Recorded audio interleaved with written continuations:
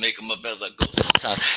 Good evening, ladies and gentlemen. Welcome to another episode of Amsterdam Talk, Season 3, episode. I might have said this last time, but it might be episode 16 or 17 of this season.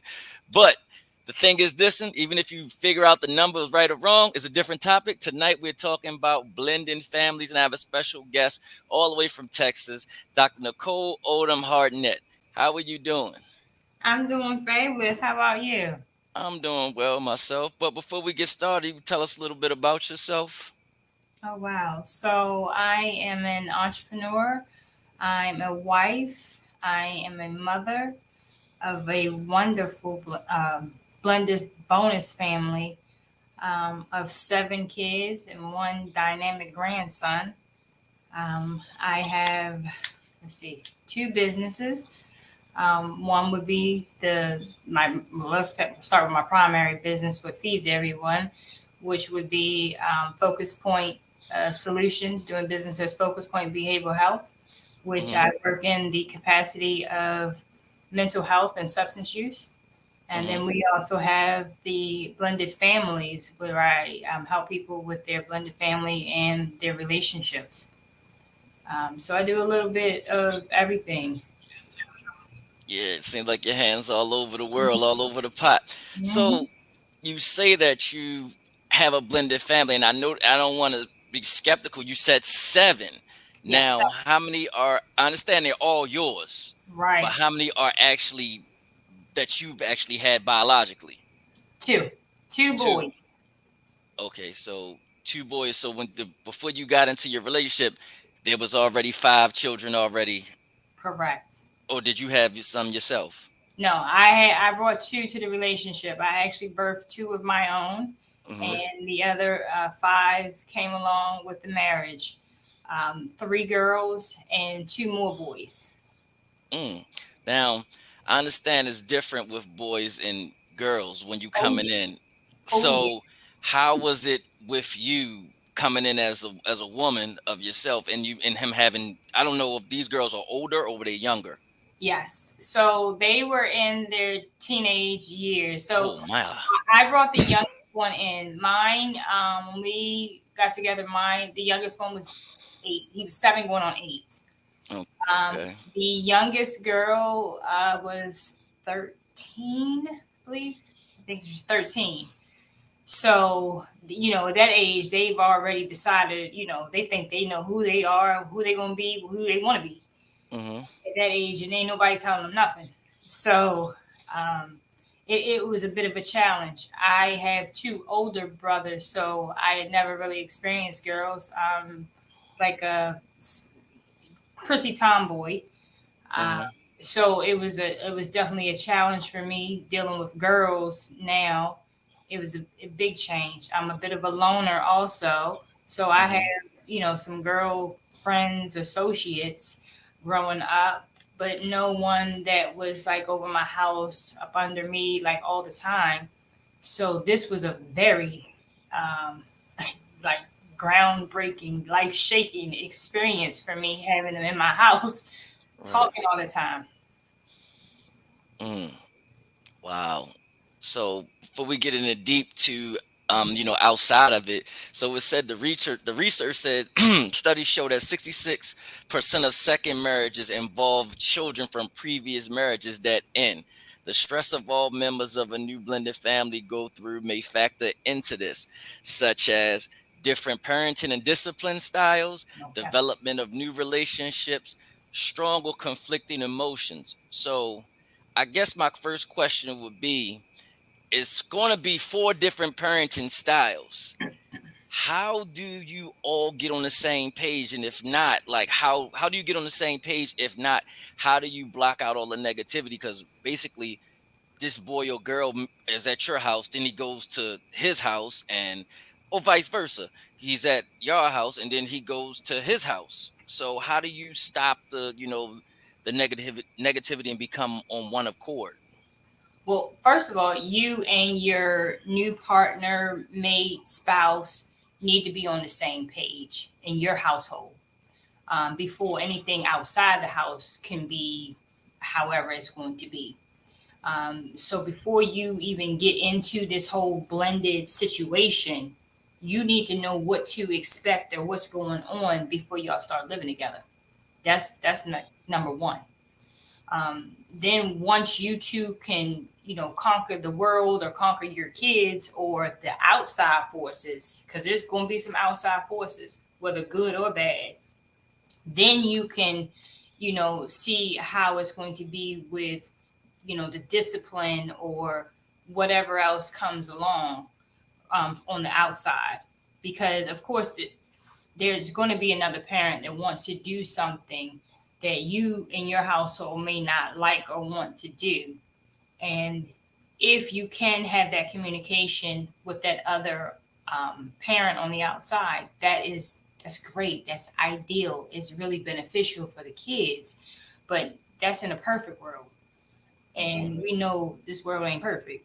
Right. So, with that being said, all you can control is what's going on in your household, and you're talking with your partner, and you Hmm. also have to communicate with the children as well. Mm. Okay. So we'll take it to another aspect. Say that the other parent, the child is actually going through grief or loss because the other parent passed away. Now that's a different aspect now. It is. It most definitely is. Now, that is a very sensitive subject. And sometimes in that situation, hopefully you'll bring in an expert, Hmm. with that, because everyone grieves differently. And if you're not experienced with grief, you may not even know the signs of grief and that the child is grieving. And then to bring another person that's not that biological parent into the picture, especially if it's a new person that they're not even, acquainted with, that can add to whatever situation is already going on that the child may be dealing with. And we know a lot of people, suffer in silence, and Hmm. especially kids. That's why the suicide rate is so high. You definitely would need in that situation to bring in an expert who handles grief or can handle, divorce or loss or any type of, trauma. Okay. So I'm guessing. Okay. So anytime a trauma, you bring in an actual person, an expert to help you with that. That Now say experience, yes. okay. Now say this happens because I know this happens a lot. When I don't want to say it like this is really because it's not what it is, but say that person that's coming in, who's coming in on the blended side, that person was a friend to the child, and they get promoted now as to the parent. Like, because when you first meet, you're friendly with them and you're cool, and they feel like there's a sense of friendship, but now that relationship gets serious, and now you have to become this actual parent to this child. Like, how do you keep that relationship going, because the dynamics change now? Well, hopefully the child is comfortable with that person already. Hmm. So I wouldn't see there being a big problem unless the child did not like the person to begin with. And hopefully the parent would would identify with the child's feelings. Not to say that they're going to stop dating the person, but you should at least address the issue with the child, because there must be a reason why the child would not like the person. Because if the child is already in the if the two individuals, the child and the adult, are already in their each other's lives, Hmm. and now there is a relationship between the two adults, that would seem like it would be much easier than some stranger coming in, Right. to deal with for the child. It's a relationship of basically convenience for the child because they're familiar. Okay. But again, if the child does not like this person and does not like this situation, then there's more to that. Okay, so I know you stated, you came with two when it was five, and my next question is, now becomes out of the hands of the parents. Now it's the siblings. They actually, how? I'm pretty sure you have some examples. Did everybody come in just liking each other? You know, in my situation, they actually did like each other, so I didn't Okay. have a problem with that. But you know, in some situations, I've seen, I've experienced some stories. Some people like each other too much, and the other, yeah. Like, no, And, explain. You explain because man, we got viewers out here listening. So I'm people may be going through this as we speak. you know, when I say like each other too much, meaning the kids are teenagers, and we know some of these teenagers right now, they are promiscuous, and so they are Right. having sex. And that's what I mean, that the boys like the girls, and yeah, and they are blended, and they blending too much. Okay. So it could be liking each other too much. Got you. So we in that type of situation. So Mm, I've talked to people who have had that happen. Then I've talked to people and they are just completely at odds because there's situations where people come in and they're at two different economic levels. You right. know, one person doesn't have the financials that the other person has. So, you know, one family was living a little less than the other. And Mm, now they're coming together and somebody's being elevated, and a child is used to having maybe the finer things, and the other ones coming in are not. And so a child may have a sense of entitlement, whereas the other ones are a little more humble, and there's, you know, some people at odds in that type of situation. mm, So, you know, there's so many different things that I have seen and experienced, but again, those are things that the adults cannot ignore.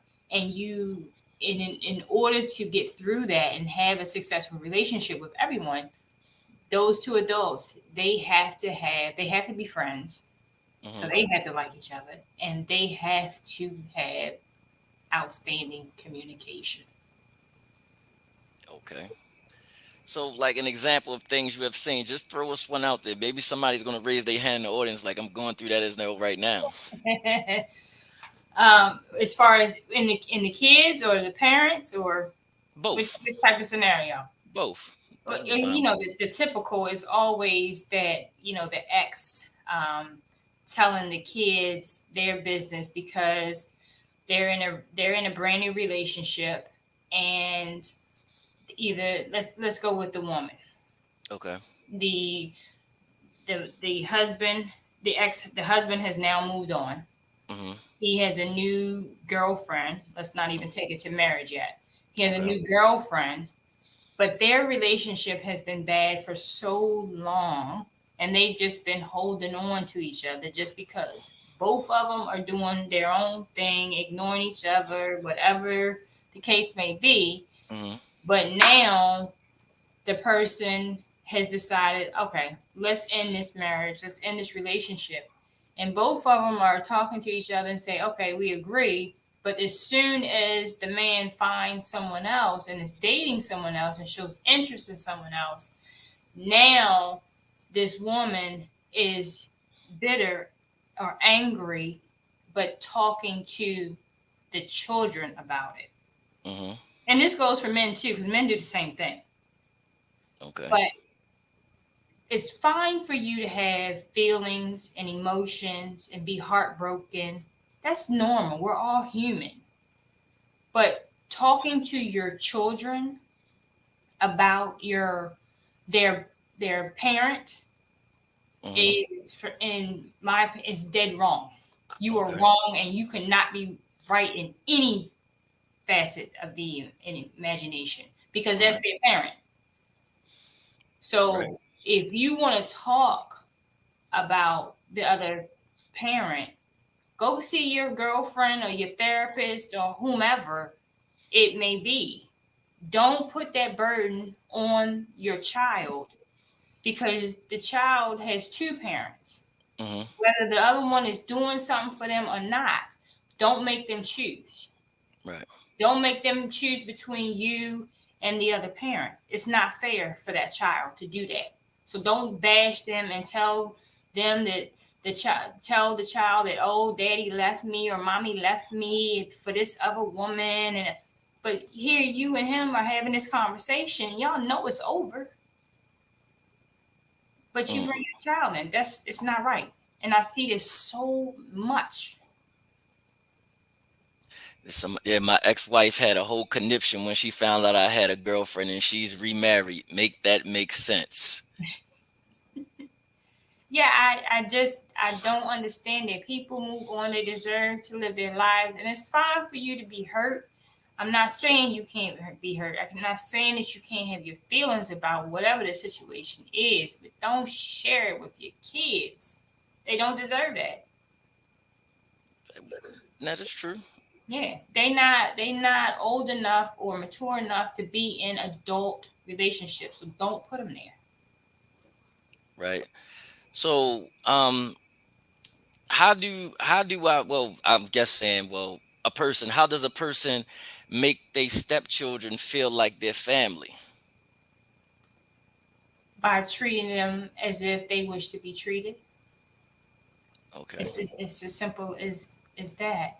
You don't treat them like they're less than. You don't treat them like they're a step. I think the word step just sounds wicked. I call my kids, I call them my kids, or if I have to refer to them of something that other than biological, they're my bonus kids.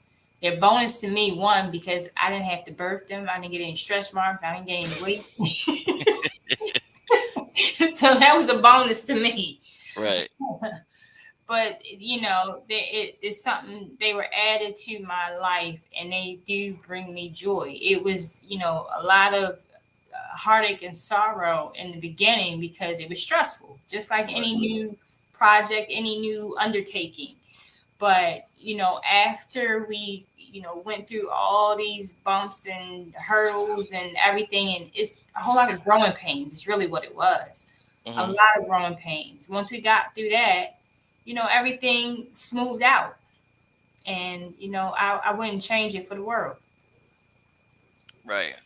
Now this is probably one of the toughest things that people have to look at when they say, now, well, we're gonna say bonus. We're gonna say bonus instead of step. Mm. How do you discipline them? You know that is, it can be really tricky. It really depends on, one, if they live with you. Hmm. Two, how good a relationship you have with your the person that their parent. It depends on your disciplinary style. Whether you are that whole spade of rods, spoiler child, that type of thing. If you into that corporal punishment, it really depends on your situation. I believe that when you get into a marriage, that so let me tell you about my situation. Let's just Okay. Okay. go for it. What I was looking for in a relationship was, because I was raising two boys as a single parent. I had a marriage before, so this is my second marriage. I have two different baby daddies. Okay. Um, but I was looking for someone to help me raise my boys into men. Okay. And in order to do that, I knew me as a woman, I've never been a man. I don't want to be a man. So my boys needed to know what a man should do, how they needed to act, how do they need to react. And so in order to do that, the type of person I was looking for needed to be able to respond to my boys accordingly. Meaning if they needed to be disciplined, that's what that meant. So I didn't beat my boys and once they got of age, because it just wasn't working. They were almost as big as me. Mm. But punishment, yes. But the type of punishment that I was doing, I learned from my husband, wasn't working. That yelling and screaming at a boy that's 14, 15, wasn't working. And Right. it really wasn't. But I didn't realize that until he came in the picture and told me something differently. But I had to be receptive. I had to be willing to listen to what he had to say. because I wanted a person who was going to help me raise my boys into men. And if Right. I was one of those type of people and say, "Oh, you raise your kids and I raise mine," it would have fell on deaf ears. So I listened to what he was saying. So when it came time for discipline, it was at first, okay, we do this thing together, and let me just see what you're doing. And then the trust really came in that you have my best interest and you have my boy's best interest. And then it became, you can, I trust you to punish my boys. And I know you're not going to go too far. You're not going to put their head in the toilet, or you're not going to do something crazy with my kids. Right. So, and then it became our kids. Right.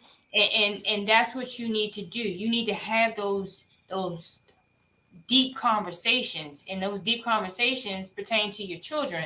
They can be hurtful. To know what you're doing is not effective. Right. If you're open to that, you'll learn that it'll help your kids in the long run. And that's exactly what it did. So in this whole time that you and you and your husband are like getting to know each other and y'all blending, from either side, was there the common thing that we don't like to hear? You're not my daddy, you're not my mother. See, I didn't raise my boys to be disrespectful. So no, there was my oldest son. He did challenge him when he was given a curfew. He was like, Okay. "Oh, I'm not coming in that time. We're not doing that." So yeah, there was some, some pushback, some step back. But then he instead of him doing that, what he decided to do at 18 is he left the house because he knew my husband was the man in the house, and that was his choice. Right. How's he made out? He making out well? Yeah, he's doing great. Matter of fact, he works for me now. Oh. Mhm. So we Okay. still have a relationship. He just wasn't going to live in a house where he had a curfew, Right. and he was 18, and so he made his choices. Oh, finding the right partner to work through it, that's major because the discipline talk isn't easy but necessary to have. It is. You And have to. no, you can go ahead. I'm listening. Yeah, you have to have those hard conversations with your partner. If you choose that person to be your life partner, to have and hold and all that good stuff, then Hmm. you have to have those difficult conversations. Same with me with raising his girls. It was very difficult, and I'm the type of person, I don't have to, talk to you. I lead by Hmm. example. Right. I'm the woman of the house. I'm Hmm. going to show you what it's like to be a woman. So that means I have to do things appropriate for a young lady to see. And if you have questions about it, you come sit down and you talk to me, and we'll talk about it. Okay. So, I mean, because that's in the research, they say that's one of the biggest common problems, not letting your partner parent your children and definitely not being on the same page. That's like two of the biggest things. Now, the other thing has happened to be now, if you have the other parent is involved in the situation, the new spouse has to realize as well, this person's a part of this family as well. This is who it is. I mean, we're just example.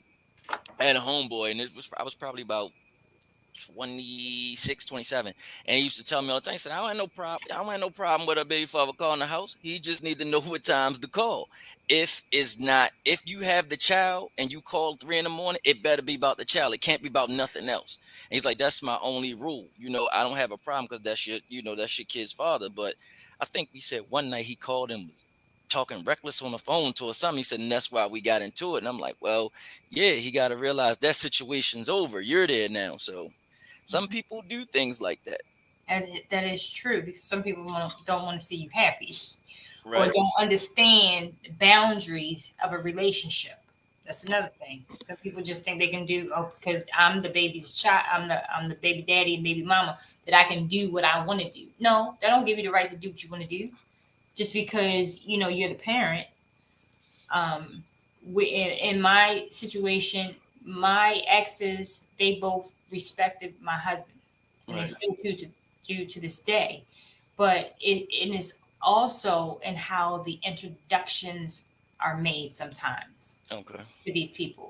It's also what the man or woman allows from that other person. You know, some people are just wild regardless, Hmm. no matter what. But the whole introduction, you know, how serious you are about this new person, all that can play a part. And if you Hmm. still letting this person, you know, text you on the down low and do all this type of sneaky stuff, then of course you're gonna have some problems. Right. That is definitely true. So you say that you have, someone just says the spouse needs to set boundaries. Thanks, cuz. That's my actual cousin right there. Mhm. And she's actually in a blended family herself. So I'm pretty sure that's where That's she's right. coming with the boundaries at You right got now. you need to get them boundaries set up front. Don't Right. wait until something happens and then somebody crosses. It's like, okay, what's going on here? Correct. So say you get we're gonna say bonus kid, we're not gonna use step like you said. So stay like my bonus children don't appreciate me. I feel like a housekeeper. How do you break that? It's that communication. You sit them down. Like, look, I'm not the only one that's making a mess in this house. Everybody should be cleaning up. You clean it up after yourself. So unless you have a live-in housekeeper, and even then, you still should be cleaning up something. Everybody needs to clean up after themselves. In other words, it's disrespectful. So, and you shouldn't allow people to disrespect you. You ain't my daddy. Yeah, And the funny thing, you bring it up, Black Marble, because I was actually listening to Steve Harvey, and he was talking about there was a short that came on. He was like, one of his Marjorie's sons said that to him, "You're not my daddy," and he pulled him to the side and said, "Listen, I'm really not here. I'm here for your mother to uplift her. I can be the best stepdaddy you want me to be, or we can be cordial. Either way that you want to play it, it could be that way." And then he said the kid came back like 3 years later and was like he wanted to change his last name to Harvey. So, um, when you in people houses, you gotta abide by those rules. And I understand sometimes when you leave and go to daddy house or go to mommy house, rules are different. But when you come back to your that residence, you have to realize those rules, the rules that are in place, go back into place. So if daddy let you stay up to 12 at midnight, mommy said you gotta be bed at 10, you gotta go to bed at 10. that's right. So I mean, You had to just explain that when you get to your own house and you pay your own bills, and I mean all of them, gas included. Then you can do what you want to do. Until then, I'm gonna tell you what you do, what you yeah. can and what you cannot do. I mean, that's how I live. I feel I tell children all the time, you don't make no decisions in this house until None you at start all. paying bills. That's right. So what And I say basically goes. that's right. That means all bills. Right. Yeah. So all of it. So, but also you stated like earlier, you said if like the child doesn't like the actual or the other person, have some people that'll actually walk away from those relationships because the fact is they like they want their child's opinion on like how do they feel about that other person. They like, yeah, I just don't like them, but they really can't give you a reason because they're too young. They just don't like them because they're not that other person. They're not Right. mommy or they're not daddy. Right. But if you really are involved, if you're really liking a person in a relationship, Mm-hmm. and your child does not like the person, Mm-hmm. that's when you should bring someone on the outside in. If you don't, unless, okay, apparently that relationship must not mean anything to you if you're just going to let it go because your child doesn't like the person, and can't give you a reason why. Right. So my suggestion would be to bring an outside party in to figure out what's going on, because there's something to it, and it could be something as simple as this person is not my mom or not my dad. It may not be anything that the person has done to the child. But Correct. if it is something that the person has done to the child, you need to know that too. Right. So you need to, either way, you should get to the bottom of it if the person is worth it to you. Got it. Got it. Because I know when we look on these social media sites these days, we have that. co-parenting picture where it's like the child in the middle with the number three, with the number four, and then the mother has the number one, and the number two to the dad, the number three for the stepdad. And I'm guessing like um that is like they found some type of way to co-parent this to have an actual another relationship with us. We're all family now. We all rooting for this child. Hmm. Right, and that's the way it should be. That the child should be the everything. Everybody should center around the child, and that's the way the child is raised the best. Instead of them being in this massive war where everyone is talking about everyone, and the child has to pick a side, or the child is in a household with these two parents arguing and saying, I hate you, and slamming doors and not eating together. No one's talking to each other. And then they grow up and they try to get in whatever they think is a relationship, and they can't because they have no idea of what a relationship is really like. That is the ideal way to co-parent where everyone works together. That's right. So It's so true. say you say this situation upon happens. So man and woman, or woman and man decides they want to go ahead and they want to be together. And the that person who doesn't have the child say, "Yeah, I want to meet your baby mama, want to meet your baby dad." And that person decides to like just shut it down like, "No, no." What happens then? Because you want to make sure you want to meet this other person that's outside to let this person know that your child is safe with me. So it's just like, but they shut it down. What do you do in that situation? I would be concerned for anyone who shuts down the opportunity to meet the parent or of the parent of a child that you're going to be around, and you're getting into the relationship with the other parent. I would really be concerned about that. Now, when you have it on the other way, when the parent doesn't want to meet the new person, the new you know person on the other end, that happens quite a bit. But the other way around, that yeah, that's very concerning to me. Mm, I mean, okay. and I think that the person who is dating them should really be concerned with that. Okay. Because if you're all going to have involvement with this child, you should want to have some communication. Because if something were to happen, let's Hmm. just anything can happen. Birthday parties, holidays, something, graduations, you're gonna have to come together sometime. Right. And unless you're one of those people who don't want to go to that child's birthday party, or don't want to partake in the child's graduation, and that would be a relationship of concern. Mm. They don't want to be involved with your children. Understandable. Very understandable. But I'm going to go to this so you could tell us about this because I seen it. You were on the cover of World Leaders magazine. Ah, hmm. What was that about? Yeah, I'm all in your business. The cover of World magazine. So I own behavioral health clinics. Okay. I have five of them. I All in have four. Texas. No, I have one in Texas. It's newly opened. It's in Tomball, Texas. Okay. The address is 1017 West Main Street in Okay. Tomball, Texas. So that's my newest clinic.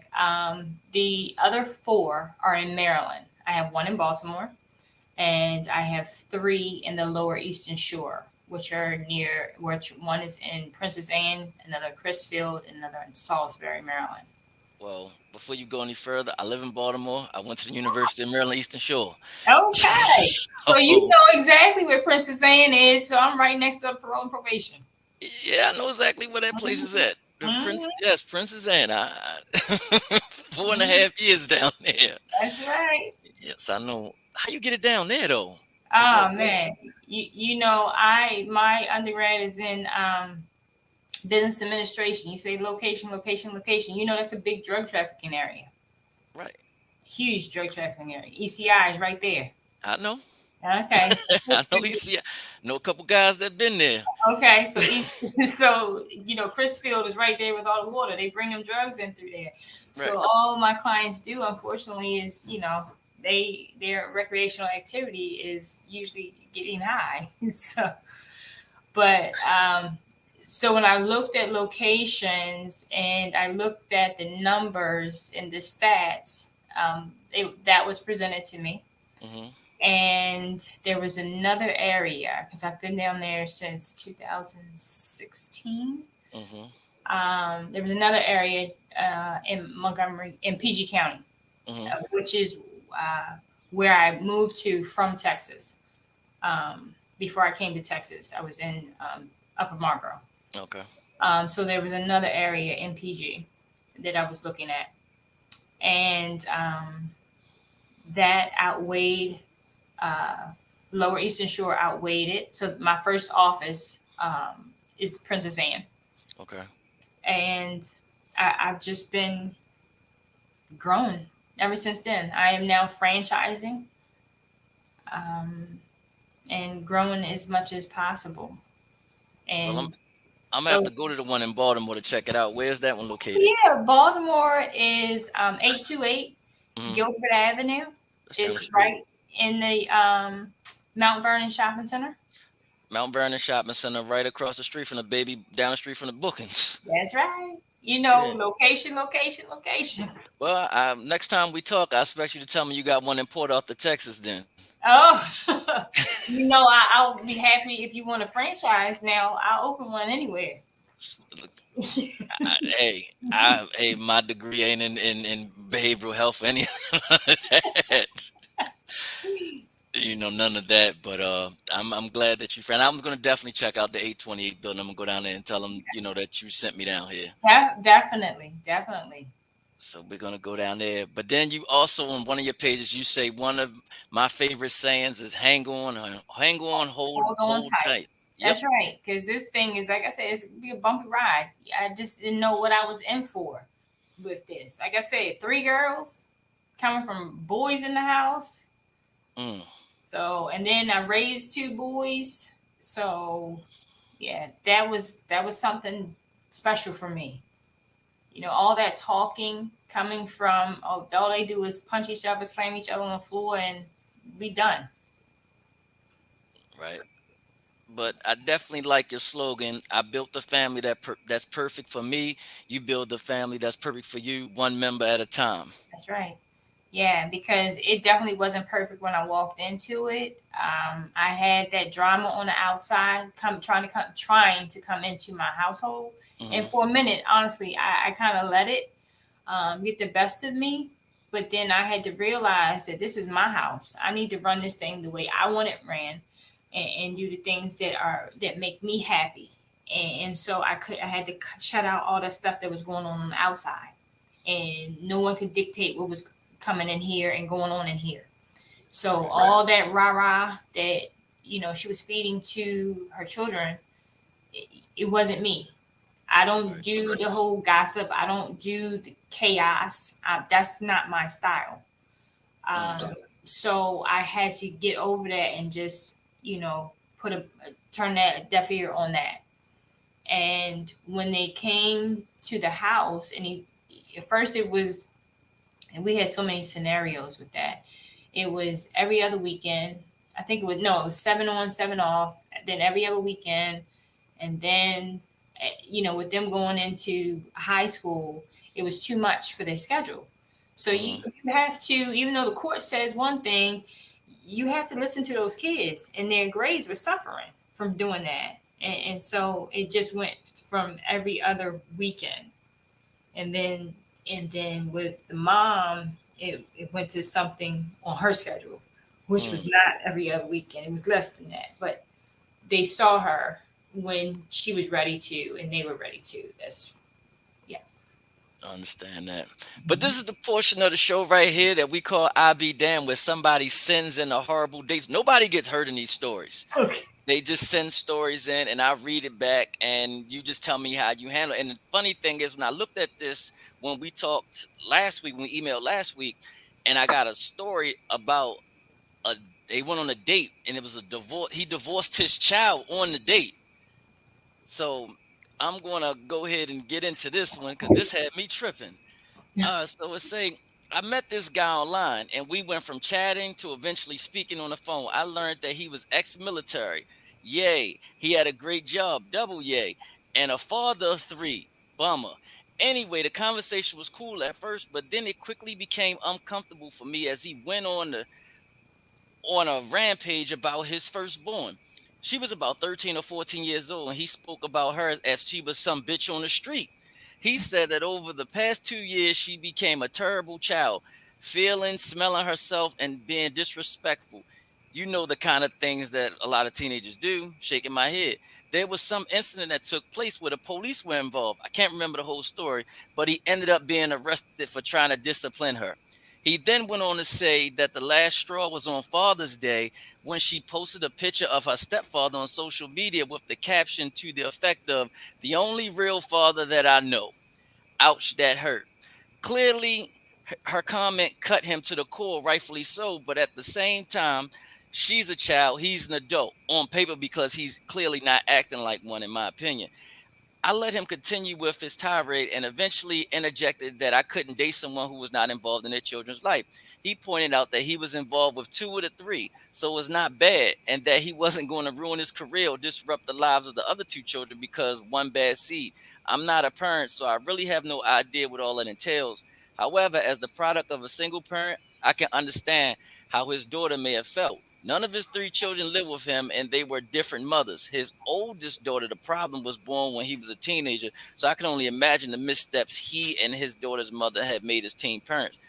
I shared with him that she probably's hurting and that he needed to make amends in addition to exhausting all the efforts to give her what she needs. His daughter was primarily raised by the mother, so I felt that he needed to understand where she was coming from with him and not always being there as a parent. This guy was having none of what I said and was completely fine with washing his hands of the situation with his daughter. He reiterated that he was far too long in his career to allow his daughter to jeopardize that he was going to move on with his life with or without her. Father of the year, blank stare. I cut off the communication, never went out with the guy for obvious reasons. Now things could have very been horrible for him and his daughter, and since I'm not a parent, I realized that I may not understand the ins and outs of parenthood, but I can't fathom dating someone who hates their own flesh and blood. A life that he created besides. Things were only bad for 2 years. Don't the other 11 years of her being a good child count for something? Sincerely, I can't date Wow. you. So these things get crazy. Oh my gosh. She sounded like his therapist. Mm-mm. But he tried to disown the child right then and there. Oh wow. Okay. So How do you handle that? well, first thing, now which part of it would you like for me to handle? The part in So which he should run, yeah, and definitely she should have disconnected that, and not even look back. Um, yeah, because she would have been more like a therapist than anything. Um, is that the part you want me to talk about, or you yeah, want me to that's talk fine. about what she should do? Yeah, that's fine. What she should do. Yeah, she should definitely not look back at that one because if she knows that she doesn't want to date somebody who is not connected with their children, if she's willing to date someone that has children, being as though she is single, which would be definitely hard not to do this day and Hmm. time, she should stick to her guns and not settle. Okay. And especially it would be a bad decision for her to get into a situation with a person like that who has basically drama going on. Gotcha. Um, that would just weigh her down and bring her down. So don't even do it to date a brand new person with a whole bunch of foolishness going on. Don't try to baby him, doctor him, pamper him, or any of those type of things. Us as women, we tend to do that. We tend to look over stuff that's right there, giving us like flashing red signs, like you should back away, stay away, and all that type of stuff. You need to do that and listen to the universe telling you that, and not just date the person or keep going out with the person just because you want someone to talk to, someone to take you out with somebody, a warm body in your bed. There's more people out there. There's someone else that you can meet that will, they're gonna probably have some drama, but will have less foolishness going on than this gentleman does. Right. So meet someone else. Pull, swipe another way. Swipe left, swipe Yeah, right. swipe whatever way you have to, away from that. Oh man, but thank you definitely for coming on, Dr. Odom Harnett. Before you go, brother, for real, put the links up where they can reach her at if they need to reach her. If you have any more questions about being in a blended family, or you just need behavioral help. So they all coming up. Thank you definitely for coming on short notice. No, Nah, actually, no, it was 2 weeks for you. No, I yeah, forgot the other lady was a couple days. I got her coming next week.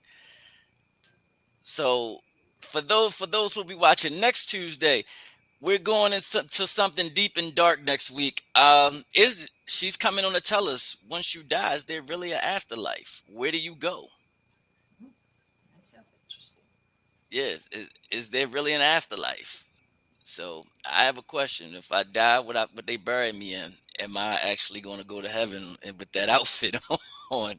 So that's all I need to know. What outfit am I going in heaven to? But definitely, thank you definitely for coming. Kudos for you for being able to talk to us tonight about blended families and definitely letting us inside your world. No problem. And we appreciate you. And anytime you want to come, you always welcome back. Thank you so much for having me. It was definitely a pleasure. All right, thank you. See you next week, 8 o'clock with If There's an Afterlife, followed by the following week, Are You Addicted to Porn? People are just coming now with their issues. So yeah, so next week is After the Afterlife, and then the following week is porn. And Thursday is my birthday. So thank you, and we'll see you next week.